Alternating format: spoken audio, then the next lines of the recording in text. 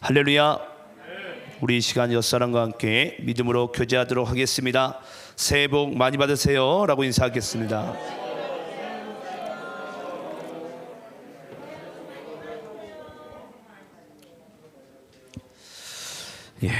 오늘도 2023년 1월 1일 첫 주일 예배 가운데 오신 여러분들을 사랑하고 축복합니다.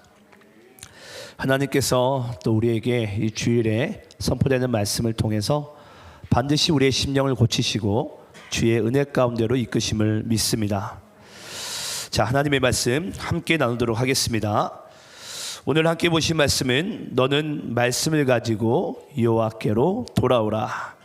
호세아서 14장 1절로 9절까지의 말씀을 함께 보도록 하겠습니다. 구약성경 호세아서 14장 1절로 9절까지의 말씀입니다. 자, 저와 여러분 함께 본문 말씀을 교독하시면서 읽도록 합니다. 제가 1절 읽겠습니다. 이스라엘아, 내 하나님 여호와께로 돌아오라. 내가 불의함으로 말미암아 엎드려 졌느니라. 너는 말씀을 가지고 여호와께로 돌아와서 아뢰기를 모든 불의를 제거하시고 선한 바를 받으소서. 우리가 수송아지를 대신하여 입술의 열매를 주께 드리리이다.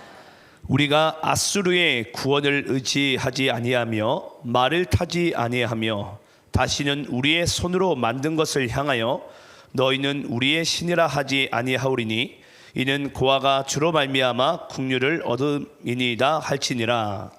내가 그들의 반역을 고치고 기쁘게 그들을 사랑하리니 나의 진노가 그에게서 떠났음이니라. 내가 이스라엘에게 이슬과 같으리니 그가 백합화같이 피겠고 레바논 백향목같이 뿌리가 박힐 것이라.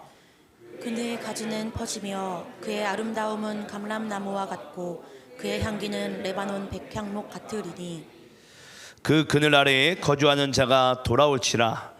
그들은 곡식같이 풍성할 것이며 포도나무같이 꽃이 필 것이며 그 향기는 레바논의 포도주같이 되리라. 에브라임의 말이 내가 다시 우상과 무슨 상관이 있으리요 할지라. 내가 그를 돌아보라.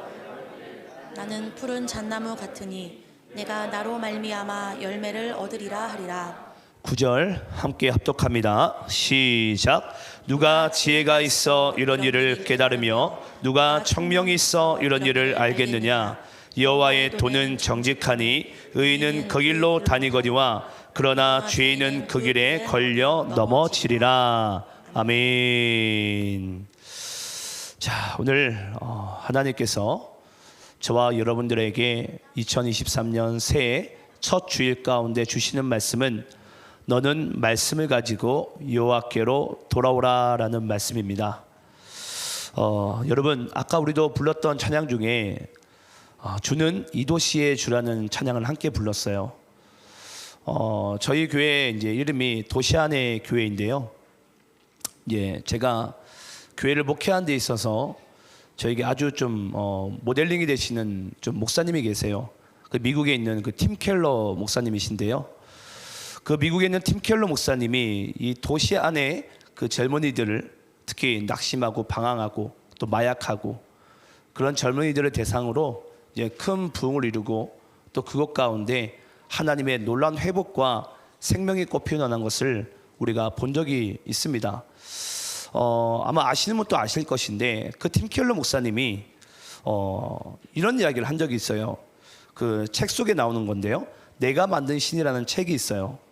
그 책에 보면 이런 멘트가 있습니다. 사람의 마음은 우상 공장과 같다. 이 사람의 마음이 우상을 만드는 공장과 같다라는 거예요.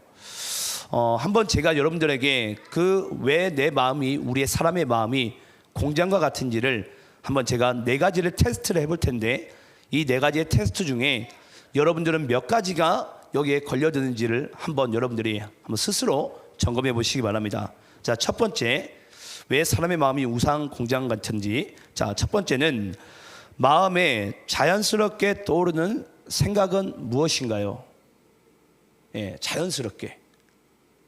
그게 여러분 만약에 하나님이 아니면 그것이 우리에게 우상이 된다는 것입니다. 자, 두 번째 테스트입니다. 내가 가장 많이 물질을 소비하는 대상은 무엇인가요? 예, 그게 또 여러분들에게 두 번째 우상 공장이 될 수 있습니다. 세 번째입니다. 기도가 되지 않을 때, 희망이 꺾였을 때 어떻게 반응하십니까? 이게 바로 우리가 또 우리의 마음 가운데 우상을 공장을 만든다는 거예요. 마지막 네 번째 테스트입니다. 통제하지 않는 감정을 보라. 누군가 나의 아킬레스건을 건들 때, 나의 아픈 부분을 건들 때 여러분들은 어떠한 모션과 어떤 행동을 하시나요? 그게 또 우리의 마음 가운데 우상 공장을 만들어낸다는 것입니다. 제가 이 네 가지의 테스트문을 보고서 제 스스로를 한번 봤어요. 저는 다 걸려들더라고요. 다 걸려들었어요.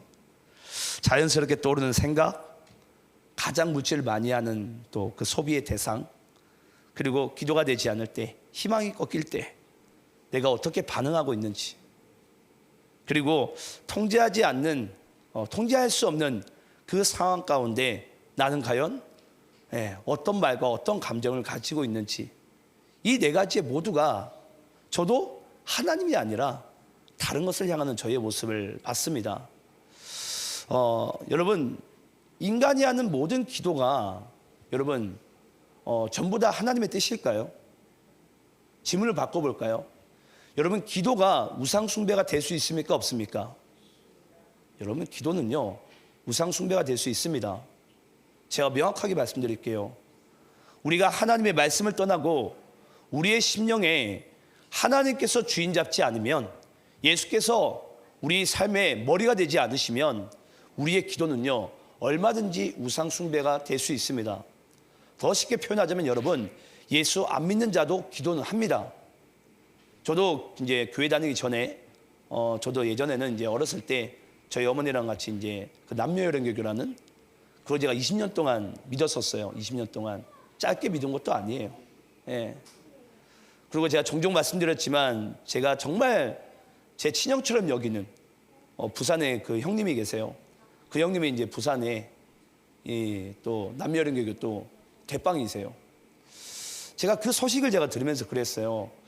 야, 어떻게 어린 시절에 같이 그렇게 우상 숭배를 했는데 어떻게 하다가 나는 목사가 되고, 이제 그 형님은 여전히 그 남녀여령교교 이제 또 중요직을 또 맡고 있는 거예요.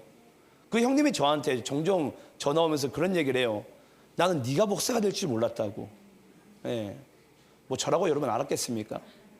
그러면 저도 20년 동안 하나님을 떠난 그런 우상 숭배를 안 했겠죠. 그런데 하나님께서 어찌되었건 중요한 것은 이제 저를 이제 목사로 삼으셨는데, 저도 하나님 앞에 저도 기도라는 것을 합니다. 기도를 좋아해요. 하지만 이 기도가 때때로 제가 주의 말씀을 떠나고 제 마음 가운데 하나님께서 주인 삼지 않으면은 얼마든지 나의 기도가 나의 정욕으로 또 나의 뜻을 위해서 얼마든지 기도를 하더라는 거죠. 여러분 혹시 역사 속의 인물이긴 한데요, 혹시 김교신이라는 분을 혹시 아세요? 김교신이라는 분이 누구시냐면 송기정 선수는 아시죠? 예, 마라톤 선수죠. 그 송기정 선수의 스승님이세요. 그 김교신 선생님이. 근데 그 송기정 선수에게 항상 영적으로 멘토 역할을 했던 분이 바로 김교신 선생님이신데, 김교신 선생님이 항상 이 연말이 되면 하나님께 하는 기도가 있었대요. 그게 뭐냐면요, 하나님, 한 해 동안 제 기도를 들어주셔서 감사합니다. 예. 그런데 하나님께 더 감사한 것은 나의 기도를 응답하지 않으심에 감사합니다라고 이렇게 고백하더라는 거예요. 여러분, 우리는 하나님께 나의 기도가 응답될 때는요 감사 할렐루야 하면서 막 주님께 예물도 바쳐요. 마음도 드립니다. 근데 어느 때는 하나님께서 나의 기도를 듣지 않으시는 것 같고 그냥 묵묵부답하세요. 그럴 때는 왠지 하나님이 원망스럽고요, 그 하나님을 때로는 우리가 저주할 때도 있습니다. 예, 물론 뭐 본의도 아닐 수도 있겠죠, 감정에 의해서. 근데 여러분, 중요한 것은요, 이 김교신이라는 선생님이 항상 독실한 크리스찬인데 항상 하나님께 기도했던 것이 그거예요. 만약에 내가 원하는 바를 하나님께 기도하고 하나님께서 만약에 나의 기도를 다 들어주셨다면 나의 인생은 하나님을 떠났다라는 거예요, 여러분. 여러분, 우리의 기도가 그렇습니다.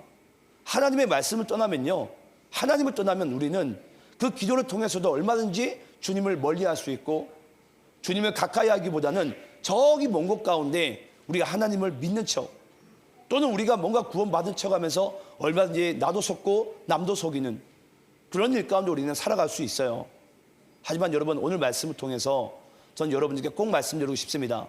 우리는 하나님의 말씀을 가지고 다시 여호와께로 돌아와야 됩니다. 그게 하나님께서 새해 우리에게 첫 메시지로 주시는 메시지예요. 저는 이 말씀을 통해서 여러분들이 다시금 우리가 주의 말씀을 부여잡고요, 정말 여호와께로 돌아와서 정말 우리의 마음의 중심 가운데 하나님께서 우리에게 주인 되시고, 또 이 도시의 주인 되시며, 또 대전 땅과 열방 가운데 주인 되시는 그 놀라운 역사가 2023년 이 땅 가운데 이루어지기를 간절히 소망합니다. 오늘 우리 본문 말씀 가운데 보면 이 호세아라는 인물이 나옵니다. 어제 송구영신 예배 가운데는 우리가 예레미야에 대해서 함께 나눴어요. 여러분, 예레미야는 이제 이스라엘이 솔로몬 왕 이후로 이제 두 동가리가 나뉘면서 이 예레미야를 통해서 하나님께서 남유다 왕국을, 남유다 이스라엘을 하나님께서 회복을 명하십니다. 그들의 죄를 낱낱이 파헤치고요. 그런데 오늘은 제가 또 1월 1일 맞이해서 오전 예배 가운데는 북이스라엘이죠. 이 북이스라엘의 죄를 하나님께서 이젠 호세아를 통해서 그들의 죄를 낱낱이 또 파헤치시고 하나님께서 그들에게 주시는 축복의 메시지를 던져주십니다. 그래서 여러분이 어제 예레미야도 그랬는데, 예레미야도 별칭이 눈물의 선지자라고 그랬어요. 눈물의 선지자. 근데 여러분, 호세아도 똑같습니다. 하나님께서 호세아에게 뭐라고 명하신 줄 아십니까? 첫 번째 명령을 한번 볼까요? 우리 한번 호세아서 우리 1장 2절 말씀 함께 한번 읽도록 하겠습니다. 하나님께서 호세아를 처음 만나자마자 호세아에게 하신 말씀이 있어요. 자, 1장 2절 함께 합독합니다. 시작.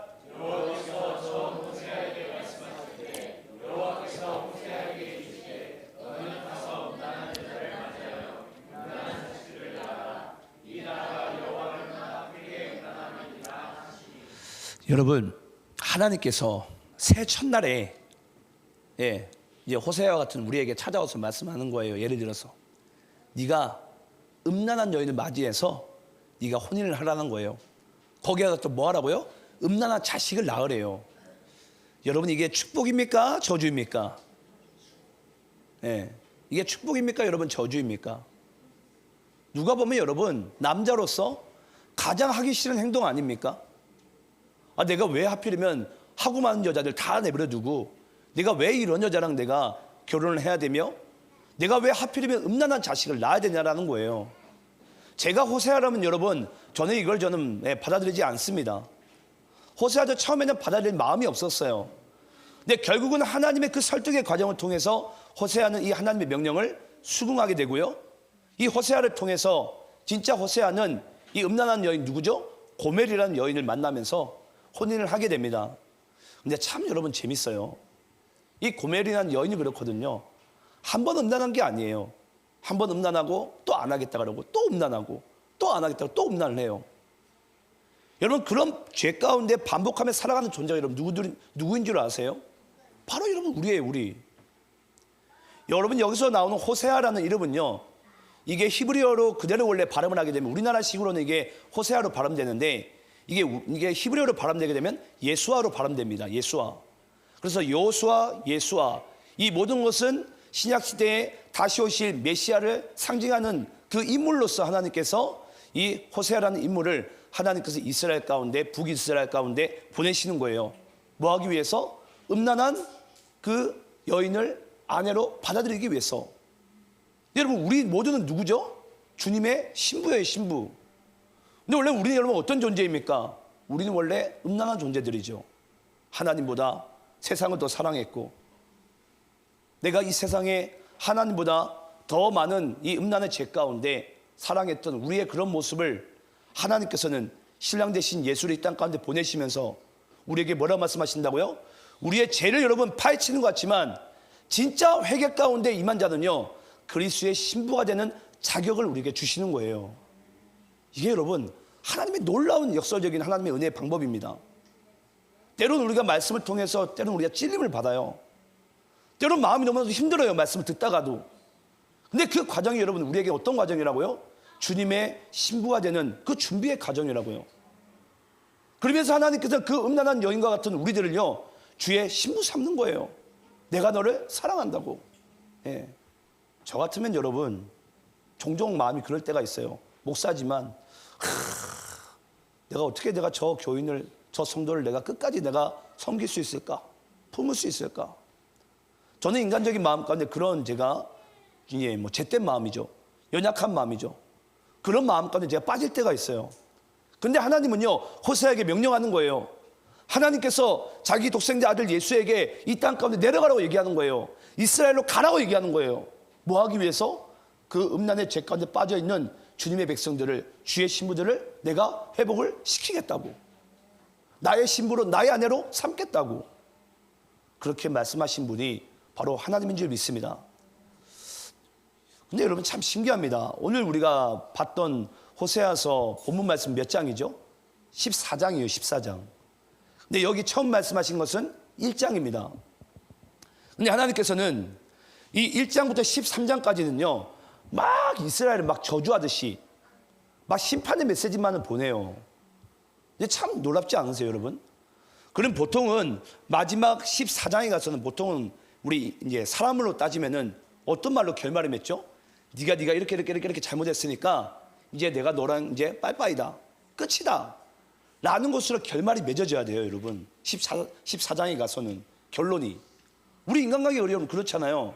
네가 1장부터 14장까지 13장까지 네가 나에게 13가지 죄를 만약에 저질렀어요.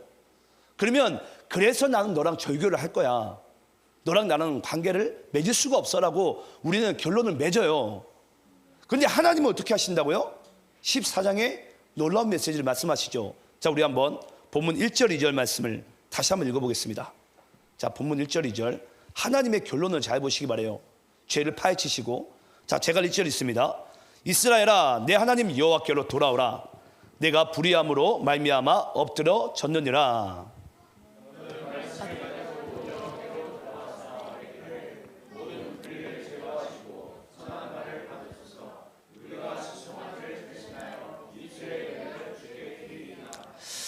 자, 여러분, 하나님의 마음은 우리의 마음과는 다른 것 같아요. 만약에 어떤 누군가가 저에게 엄청난 말할 수 없는 큰 죄를 범하고 정말 용서할 수 없는 죄를 범했을 때는 저 같으면 마지막 이 말미에 가서 결론에 가서는 이제 너랑 나랑 끝내자 라고 이야기를 할 것 같아요, 저라면. 근데 하나님께서는요, 이 마지막 말미에 가서는 도리어 그 이스라엘에게 명령하시기는 나에게 다시 돌아오라고 얘기하세요. 근데 돌아오라고 말씀하시는데 여러분, 우리가 여호와께 돌아갈 때는 반드시 한 가지 전제되는 조건이 있습니다. 그 한 가지를 여러분 알아야 돼요. 자, 우리 1절 말씀 잠시 띄워주시겠어요? 자, 1절 말씀 보면 우리가 다시 여호와께로 돌아가고 싶어요. 근데 그게 안 돌아가져요. 왜 안 돌아가지냐면 여호와께 돌아가기 위해서는 하나님께서 한 가지 우리에게 조건적으로 거는 것이 있습니다. 그게 뭐냐면요, 너의 불의함이에요. 불의함. 여러분, 우리는 예수를 내가 구주로 믿으려면요, 반드시 우리가 하나님께서 우리에게 선제적으로 작용하는 이 은혜가 있는데요, 그게 바로 여러분 회개입니다. 우리가 하나님 앞에 나의 불의함을 파괴하지 않고 파멸하지 않고 이것을 하나님께서 우리에게 회개케 하지 않으시면은 어느 누구도 여호와께 돌아가고 싶어도 안 돌아가요. 여기 있는 분들 중에서도 분명히 내가 영적으로 지금 다운되신 분들이 있을 거예요. 내가 하나님께 예배를 드리고 싶은데 예배가 내가 과거처럼 나의 예전에 그 심령처럼 되지 않으신 분들이 있을 거예요. 여러분, 왜 우리가 하나님께 예배가 깨진 줄 아십니까? 왜 내가 여호와 앞에 돌아가야 될 것은 아는데 왜 안 돌아가진 줄 아십니까? 바로 내 속에 불의함 때문이에요. 불의함. 이 불의함이 여러분 내 심령 가운데 자리 잡으면 내가 하나님께 돌아가고 싶으면 안 돌아가집니다. 왜냐? 내가 하나님보다 더 사랑하는 것이 있기 때문이에요. 그것이 바로 성경에서 말하는 불의함이에요. 오늘 이 말씀 듣는 여러분의 심령 가운데 여러분들에게는 어떤 불의함이 있습니까? 분명히 어떤 불의함이 있을 거예요.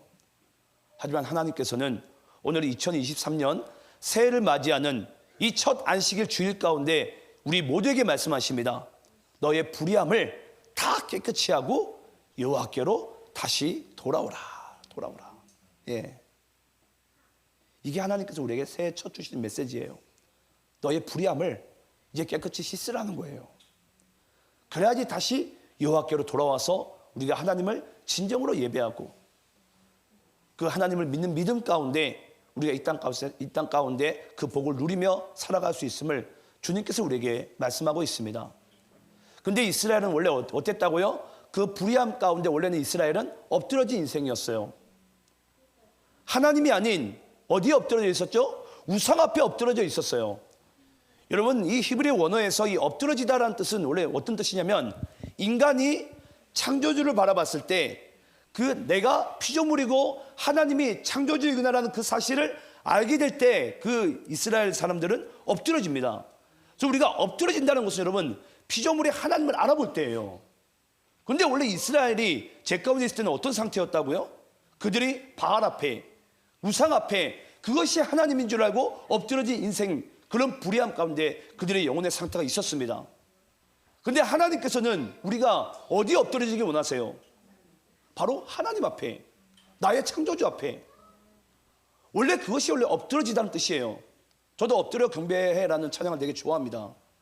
여기서 엎드려짐의 이 경배는요, 피조물이 하나님을 알아볼 때 진정한 경배가 나와요. 진정한 엎드림이 나와요. 그게 우리가 보통 이제 절하다라는 뜻으로 나오죠. 절하다. 근데 우리가 지금 절하고 있는 그 대상과 우리가 엎드려져 있는 그 장소가 여러분 어디냐라는 거예요. 우리의 심령의 밭이 여러분 어디에 여러분 지금 엎드려져 있습니까? 그게 하나님께서 오늘 이 말씀 가운데 우리에게 비춰주고 싶은 부분이에요. 우리가 지금 돈 앞에 엎드려져 있는지, 이 세상의 명예 앞에 엎드려져 있는지, 이 세상의 권력 앞에 내가 엎드려져 있는지, 정말 하나님께서 원하시는 그 엎드러짐은 바로 우리의 창조주 되시는 그 하나님 앞에 우리가 엎드려짐으로 놀라운 그 하나님의 긍휼하심과 은혜 입기를 주님께서는 간절히 원하시는 줄을 믿습니다. 그 엎드려진 인생이 또 우리가 여호와 앞에 돌아가려면 첫째는 우리가 이제 불의함을 깨끗이 해야 된다고 그랬어요. 그래야지 우리가 하나님 앞에 엎드려질 수 있으니까 불의함을 하나님 앞에 이제 우리가 회개해야 돼요. 회개. 예. 두 번째는 우리가 또 주님 앞에 돌아가는 방법이 있습니다. 2절 말씀인데요. 2절 말씀에 봅니까? 너는 말씀을 가지고 여호와께로 돌아오라. 말씀을 가지고. 예. 여러분, 우리가 하나님의 이 말씀을 가진다라는 것은요, 너무너무 중요합니다. 아까도 말씀드렸잖아요.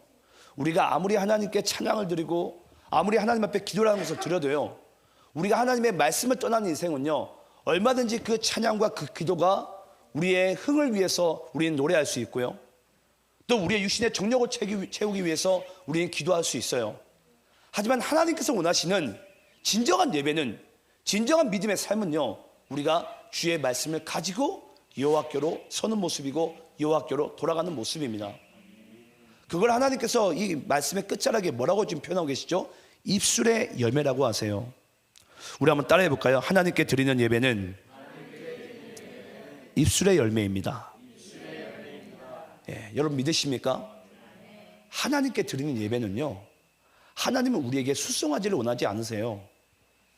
하나님이 진짜 원하시는 예물은요, 우리의 입술의 열매, 입술의 열매. 예. 근데 우리는 하나님 앞에 자꾸 뭘 드리기 원하죠? 수송아지를 드리기 원해요. 그냥 뭔가 눈에 보이는 그런 가시적인 것을 우리가 하나님께 드리기만을 원해요.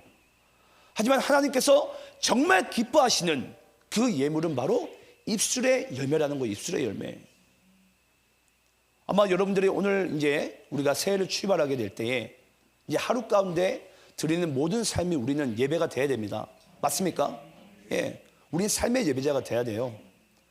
근데 그 삶의 예배자가 될 때에 과연 우리는 이 입술의 열매를 하나님께 예물로 올려드리는지, 이 고백을 가지고 우리가 하나님 앞에 지금 나아가는지, 그것이 우리에게 너무나도 중요하다는 거예요. 근데 여러분, 대부분 성도들은요 그래요. 내가 하나님을 믿고 사랑합니다. 예배 때는 막 울고불고 기쁘게 막 웃고 뛰고 다 해요.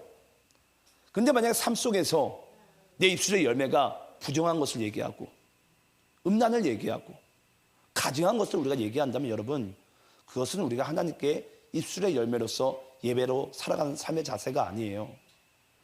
전 여러분의 삶 가운데 새해에는 이 입술의 열매로서 하나님께 예배자로 서시기를 간절히 축원합니다. 우리 한번 로마서 10장 9절 10절 말씀 함께 한번 교독하면서 읽도록 하겠습니다. 로마서 10장 9절 10절. 자, 우리 입술의 열매가 얼마나 중요한지를 함께 볼 텐데요. 제가 9절 읽고 여러분들 10절 읽습니다. 내가 만일 내 입으로 예수를 주로 시인하며 또 하나님께서 그를 죽은 자 가운데서 살리신 것을 내 마음에 믿으면 구원을 받으리라. 사람이 마음으로 믿어 의에 이르고 입으로 시인하여 구원에 이르느니라. 자, 여러분, 믿음이 뭐냐면요, 믿음이란 사람이 마음으로 믿어야 돼요. 마음으로 먼저. 그리고 그 마음에 믿은 자들은 하나님께서 이렇게 여겨주십니다. 그러니까 마음으로 믿는다는 것은 내 안에 이제 그리스도께서 들어오시는 거예요. 나의 주인이 되어주시는 거예요.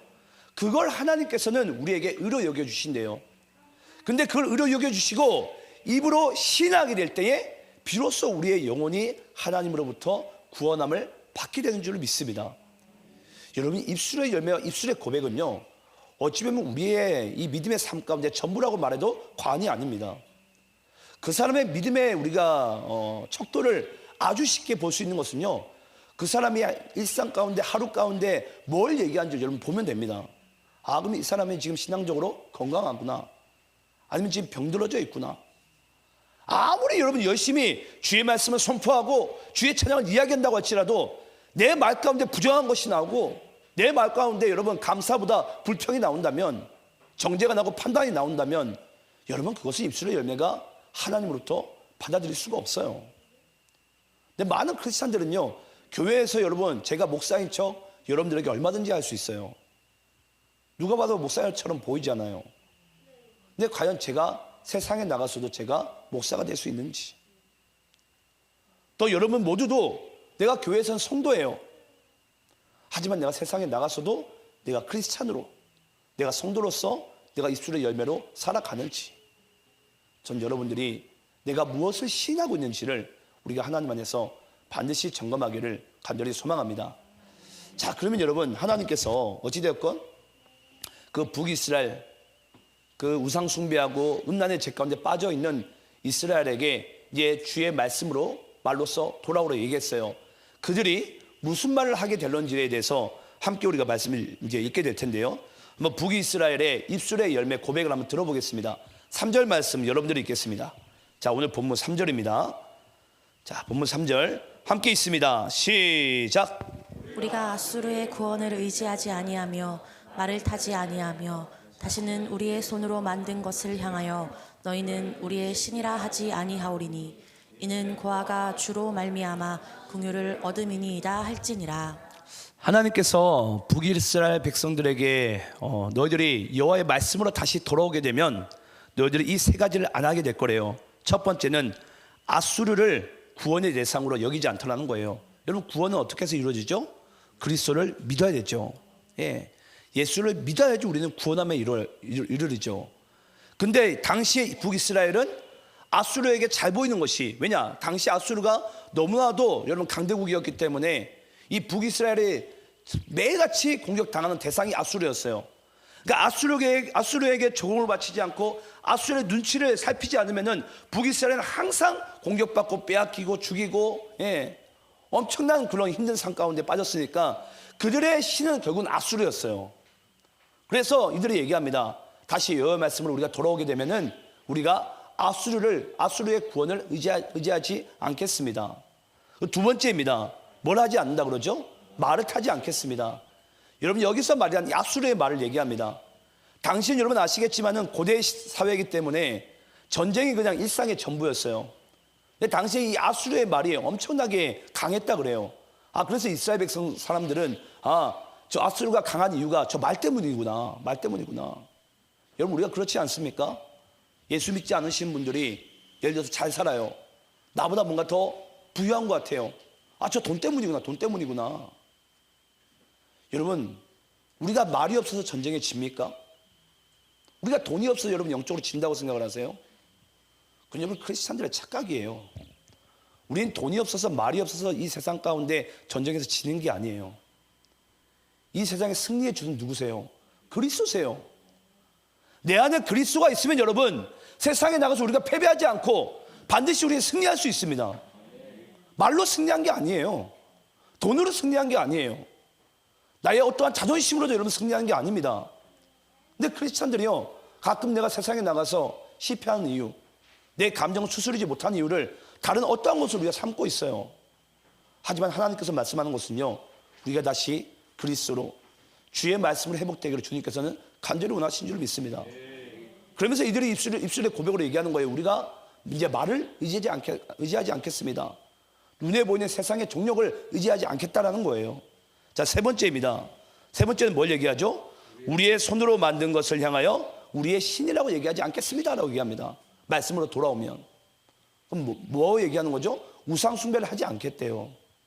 여러분, 우리는 하나님의 말씀으로 돌아오게 될 때에 우리가 다른 것을 나의 신으로 여기지 않고 하나님만을 우리의 신으로 우리가 섬기며 살게 되는 줄을 믿습니다. 여러분, 하나님은 이 세상을 창조하실 때 무엇으로 창조하시죠? 말씀으로. 예. 하나님이 우리의 창조주가 되신 것은요, 하나님께서 이 세상을 말씀으로 창조하셨다는 그 사실이 우리에게 창조주 되신 이유예요. 그러면 하나님께서 우리가 다시 말씀으로 돌아왔을 때 우리에게 이 우상숭배가 무너지는 가장 근본적인 이유가 바로 이것입니다. 주의 말씀을 가져보니까 이제 하나님께서 이 세상을 주의 말씀으로 창조하셨구나라는 것이 이제 믿어지기 시작하는 거예요. 여러분, 이 세상을 잘 사는 것은요, 내가 어떤 부와 명예를 이제 거머쥐었다고 내가 잘 사는 게 아니에요. 하나님은 이 세상을 말씀으로 창조하셨으니까 이 말씀을 맡은 자를 통해서 하나님은 이 세상을 운영하시기를 기뻐하십니다. 만약 하나님께서 이 도시 안의 교회 가운데 이상철 목사를 담임으로 세웠다면 저는 주의 말씀을 가져야 될 줄 믿습니다. 이게 제가 목회를 잘하는 방법이에요. 목회를 잘하는 방법. 제가 많은 경험을 하고 많은 은사를 가진다고 여러분 제가 목회를 잘하는 게 아니에요. 정말 하나님께서 기뻐하신 주의 종은요, 주의 말씀에 제가 먼저 순종하고 이 주신 말씀을 가지고 우리 모두 다 함께 주 안에서 서로 하나가 될 때에 하나님의 놀라운 그 은혜의 역사가 우리 교회를 넘어서 가정을 넘어서 이 열방 가운데 하나님의 놀라운 주인 된 역사가 나타나게 된 줄 믿습니다. 어찌되었건 곧 북이스라엘이 여호와께 말씀으로 돌아오게 되면 이러한 일들이 나타나게 될 것을 주님께서 말씀하고 있습니다. 자, 그런데 여러분, 이게 진심이라고 생각하세요?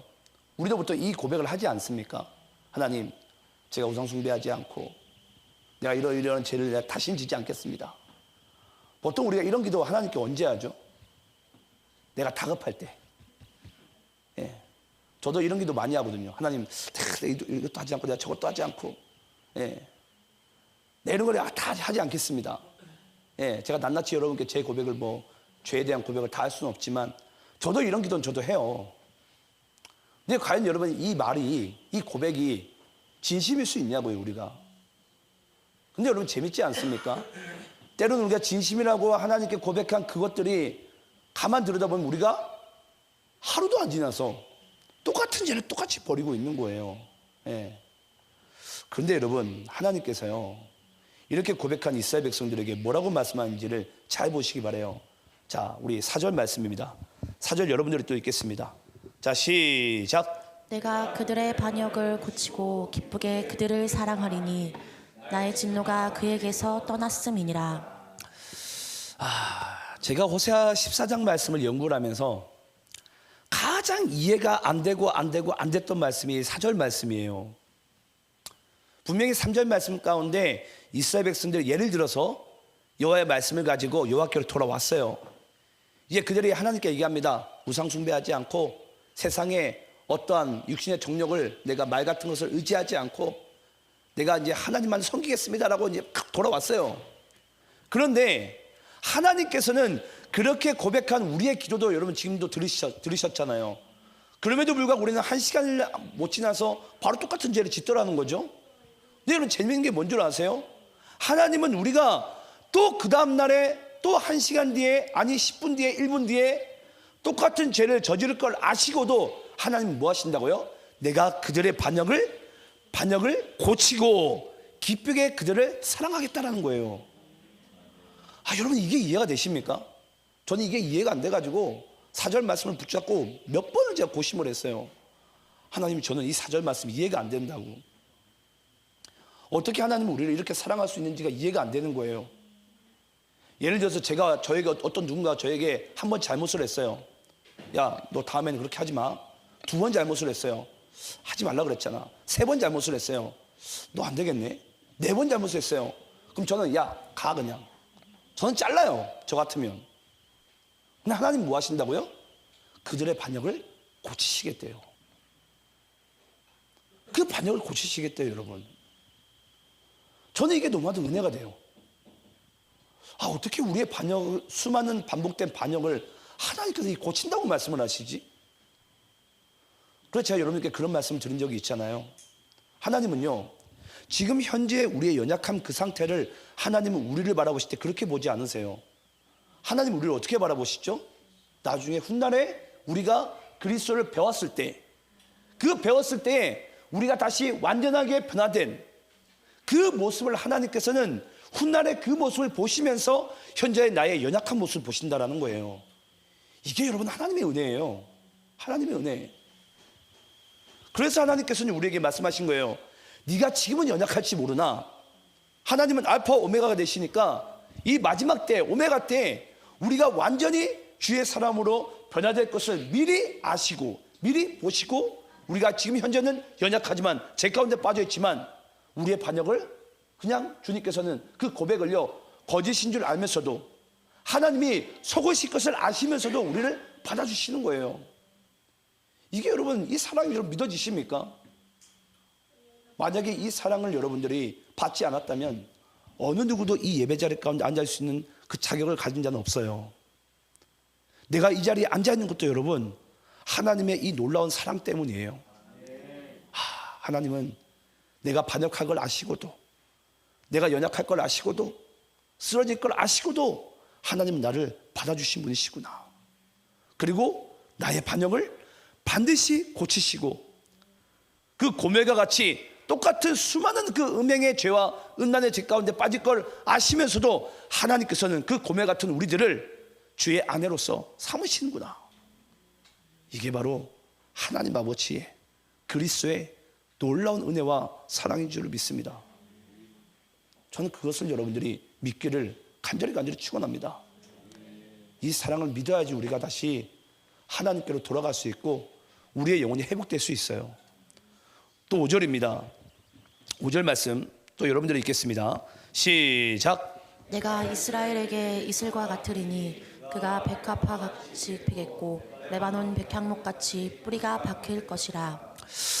저 아주 중요한 표현을 이제 여러분들에게 할 예정입니다. 여기 말씀해 보면요, 내가 이스라엘에게 뭐가 같다고요? 이슬과 같다. 여기서 내가가 누구예요? 하나님이죠. 하나님. 하나님이 자기 스스로를 무엇으로 비유하고 있죠? 이슬. 예. 저기 뒤에 있는 우리 딸 이름이 이슬이에요. 예. 하나님 이쁘신가?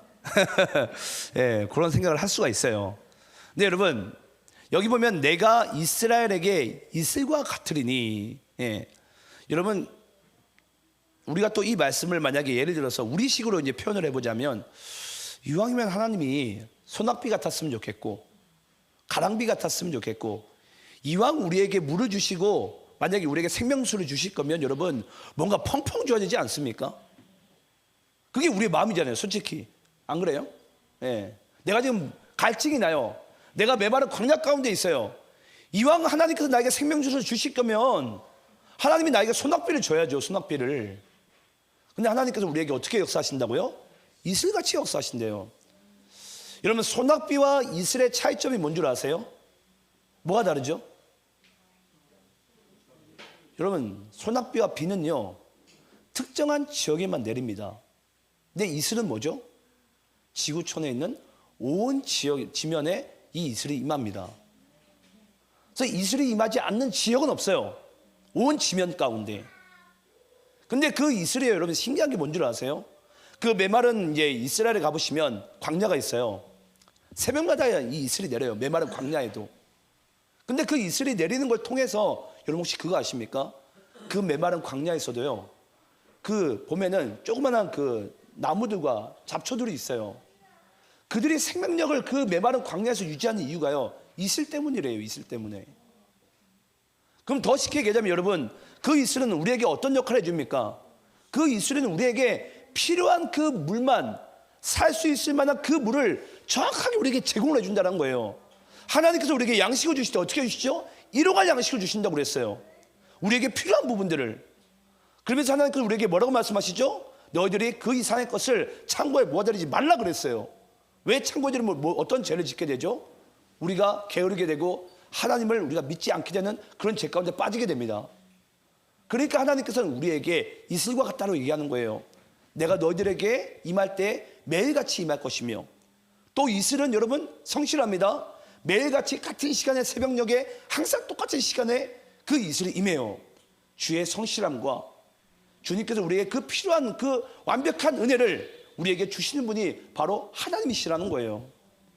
그런데 우리가 하나님께 은혜를 받고 싶을 때는 우리는 어떻게 받고 싶어요? 한 방 받고 싶고요, 펑펑 받고 싶고요, 내가 필요한 이상의 것을 우리는 받고 싶어요. 그래야지 우리가 하나님께 할렐루야 외칩니다. 근데 하나님께서 진짜 원하시는 신앙은요, 믿음은요, 바로 하나님을, 이 이슬 같은 하나님을 우리가 믿는 거예요. 주의 성실함과 그 인자하심, 정말 우리의 사정을 너무나도 잘 아셔서 그 때에 맞게 채워주시는 그 하나님의 은혜에 전 여러분들이 감사하시기 바랍니다. 그래서 그 이슬 같은 하나님을 우리가 믿게 되면요, 주님께서 말씀하십니다. 너희들이 백합화 같이 아름답게 될 것이다. 예. 그리고 뭐라고 또 말씀하시죠? 레바논에 있는 백향목 같이 튼튼하게 될 것이다. 여러분, 이 레바논이라는 나라 가운데 이 백향목이 있거든요. 이 백향목은 여러분 키가 50m에서 뭐 길게는 뭐 30m, 뭐 50m 이렇게 자라는 나무예요. 여러분 참 놀라운 게 뭔 줄 아세요? 그 지역에 비가 잘 안 내립니다. 근데 백향목이라는 그 무거운, 몇십 톤이 넘는 그 무거운 나무가요, 그 땅에 박힐 수 있는 이유가, 그 백향목도 여러분 가장 많이 먹는 그 물이 이슬이래요. 신기하지 않습니까 여러분? 그 무겁고 튼튼한 그 나무가 그 땅에 박힐 수 있고 튼튼할 수 있는 이유가, 견고할 수 있는 이유가 이슬 때문이라는 거예요. 하나님 때문이라는 거예요. 우리가 이 세상 가운데 여러분, 내가 믿음으로 뿌리를 깊게 내리고 내가 흔들리지 아니하고 내가 낙심하지 않고 살아갈 수 있는 가장 근본적인 이유가 바로 이슬같이 임하시는 하나님의 은혜 때문인 줄 믿습니다. 그거 주님께서 또 우리에게 또 말씀하고 있는 거예요. 자, 마지막으로 또 8절 읽겠습니다. 8절 말씀 읽고 마치도록 하겠습니다. 자, 8절. 자, 여러분들이 있습니다. 시작. 에브라임의 말이 내가 다시 우상과 무슨 상관이 있으리요 할지라 내가 그를 돌아보아 대답하기를 나는 푸른 잣나무 같으니 내가 나로 말미암아 열매를 얻으리라 하리라. 자, 여러분, 이제 이스라엘 백성들이 여호와의 말씀으로 돌아왔어요. 그러면서 그들이 입술의 고백으로서, 입술의 열매로서 하나님 우상 숭배하지 않고 말을 하지 않고 이제 하나님만 섬기겠습니다. 하나님 우리의 진짜 왕이십니다 라고 그렇게 할 것이래요. 근데 너희들이 또 반역하게 될 것인데 그 반역조차 내가 너희들을 고치시겠다. 그러면서 그들에게 아까 우리 5절 말씀처럼 이제 내가 너희들에게 이슬같이 매일 함께 할 것이다. 왜냐? 이들이 또 반역할 거니까.